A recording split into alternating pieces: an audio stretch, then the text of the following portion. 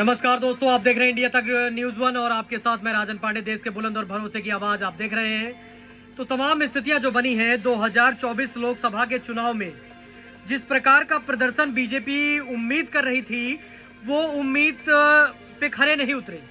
तमाम स्थितियां बनी, अच्छे माहौल में चुनाव लड़ा गया। जिन आकांक्षाओं को, उम्मीदों को बीजेपी ने संजोया था, कहीं ना कहीं उत्तर प्रदेश ने उसको बहुत बड़ा झटका दिया।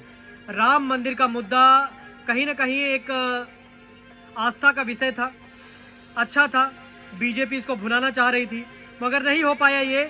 मगर मैं आदरणीय प्रधानमंत्री नरेंद्र मोदी जी आपको यही कहना चाहता हूं कि आपने जिस तत्परता के साथ, जिस हौसले के साथ और जिस इरादे के साथ भारत की इस मुहिम को आगे बढ़ाने का आप प्रयत्न कर रहे हैं, देश की एक एक जनता आपके साथ है। छोटे मोटे 10, 20, 40 सीटों से ये ऐसा नहीं माना जा सकता।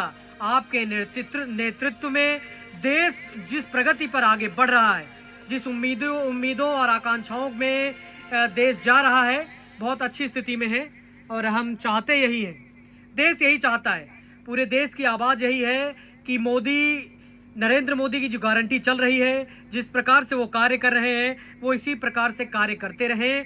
कुछ छीटा कसी थी, अंदरूनी जो कलहें थी, उसकी वजह से कहीं ना कहीं ये हार हुई है। और एक मैं ध्यान आपका केंद्रित करना चाहता हूं कि उत्तर प्रदेश में ये जो पुलिस की भर्ती आई थी, कहीं ना कहीं जिस प्रकार से इसका पेपर लीक हुआ, उन युवाओं में भी थोड़ा गुस्सा था और तत्काल इसको नहीं कराया गया। ये परीक्षा तत्काल प्रभाव से नहीं कराई गई, आगे ना इनको बताया गया कि किस हिसाब से इनको कराया जाएगा, क्या इनकी स्थिति बनेगी। तो कहीं ना कहीं एक सेटबैक ये हो सकता है कि जिस प्रकार से उत्तर प्रदेश में ये आप हमें मिला हुआ है।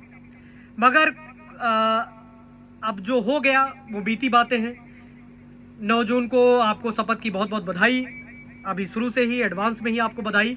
और आपके नेतृत्व में देश बहुत अच्छा विकास करेगा, ये हम सबको उम्मीद है और आप कर रहे हैं। आप लगातार जिस मेहनत से आप आगे बढ़ रहे हैं, आपकी जितनी प्रशंसा की जाए कम है।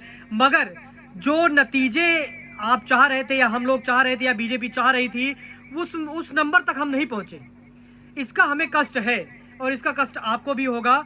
मगर जिस प्रकार से उत्तर प्रदेश ने जो मैंडेट दिया है, उत्तर प्रदेश की जनता मोदी के खिलाफ नहीं है, मैं आपको ये दावे से बताना चाहता हूं। मगर आपके जो प्रत्याशी हैं, जो कुछ प्रत्याशी हैं, टिकट बंटवारे में जिस प्रकार से कुछ जल्दबाजी की गई, ऐसे लोगों को टिकट दिया गया जिनके खिलाफ जनता में रोष था। कहीं ना कहीं अयोध्या हम इसीलिए हारे, लल्लू सिंह कुछ नहीं कर रहे हैं, लल्लू सिंह के खिलाफ काफी जनता में रोष था, ये आप समझ सकते हैं। ऐसे ही अमेठी में भी कुछ ऐसी ही स्थिति बनी थी। तो इन सब चीजों को बारीकी से अध्ययन करना पड़ेगा, कहाँ क्या चूक हुई उनको तत्काल प्रभाव से दूर करना पड़ेगा। जो गलतियां हुई, देखिए गलती इंसान से ही होती है, हम इंसान ही हैं और जब तक उन गलतियों से सबक नहीं लेंगे हमें सीख नहीं मिलती है। कहते हैं कहीं ना कहीं, कहते हैं तमाम स्थितियां जब तक समीकरण आपके पक्ष में होते हैं तब चीजें समझ में नहीं आती हैं।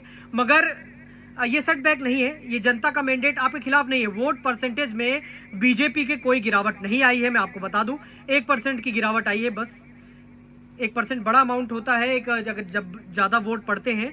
मगर फिर भी जो स्थिति बनी, जिस प्रकार से विपक्ष ने एक नैरेटिव बनाया है, नैरेटिव गढ़ा कि संविधान बदल दिया जाएगा, तमाम स्थितियां, देश के इंस्टीट्यूशन खतरे में है, तमाम चीजें खतरे में है, ऐसा कुछ भी नहीं था। ये एक प्रोपोगेंडा था जो विपक्ष ने फैलाया और कहीं ना कहीं इसी भ्रम में जनता ने थोड़ा भ्रमित हो गई। जनता बीजेपी के, मोदी के खिलाफ नहीं है, मैं ये आपको अभी भी बता रहा हूं। मोदी जी की जो गारंटी है, मोदी जी ने जो देश के लिए कार्य किया है, मोदी जी ने जो गरीबों के लिए काम किया है, जो किसानों के लिए काम किया है, जो युवाओं के लिए काम किया है, जो देश में आधार बनाया है, ये एक अभूतपूर्व है। तीसरी बार आपको जीत की बहुत बहुत बधाई। हम उन सीटों पर नहीं पहुंच पाए जितनी हमें उम्मीद थी, मगर हम निरंतरता के साथ, दृढ़ निश्चय के साथ, दृढ़ संकल्प के साथ आपके साथ खड़े हैं और हर एक मुद्दों पर, जिन मुद्दों पर हमसे गलतियां हुई हैं उनको हमें अपने सर पे लेना पड़ेगा। जो गलतियां हुई हैं उनको हमें स्वीकार करने में कोई बुराई नहीं है। मगर जिन मुद्दों पे हमसे गलतियां हुई हैं या जो भी प्रत्याशी हमारे कार्य नहीं किए हैं, इनकी समीक्षा की जानी चाहिए और इन पर कड़ा एक्शन भी करना चाहिए कि भविष्य में ऐसी कोई गलतियां ना हो। और आपको जीत की बहुत बहुत बधाई। और 9 जून को ऐतिहासिक शपथ ग्रहण समारोह होगा।